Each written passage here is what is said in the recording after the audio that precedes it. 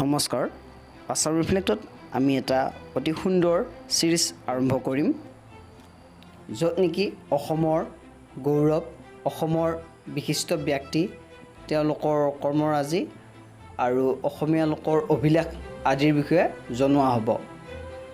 আপোনালোকে আছাম ৰিফ্লেক্টৰ প্লেলিষ্টলৈ গৈ অভিলাষত অসম নামৰ সিৰিজটোত এই ভিডিঅ'বোৰ পাব।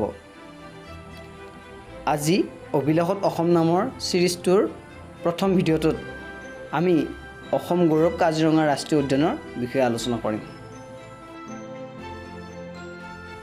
কাজিৰঙা হৈছে অসমৰ প্ৰথমখন ৰাষ্ট্ৰীয় উদ্যান আৰু কাজিৰঙা একশিঙীয়া গড়ৰ বাবে গোটেই বিশ্ববিখ্যাত, এইটো সকলোৱে জানে।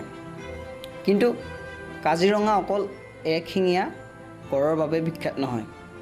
কাজিৰঙাত প্ৰায় 500 প্ৰজাতিৰ চৰাইও পোৱা যায় আৰু এনে বৃহৎ প্ৰজাতিৰ চৰাই কোনো বনাঞ্চলতে পোৱা নাযায়।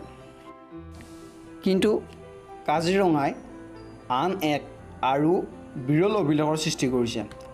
5টাকৈ বৃহৎ প্ৰজাতিৰ প্ৰাণী গৰু, ম'হ, হাতী, হৰিণা আৰু বাঘ, ইহঁতক একেলগে বিগ 5 বুলি কোৱা হয়। এই বিগ 5ৰ বাসভূমি কাজিৰঙাই বিশ্বৰ বনাঞ্চলৰ মানচিত্ৰত এক অনন্য স্থান দখল কৰি আহিছে।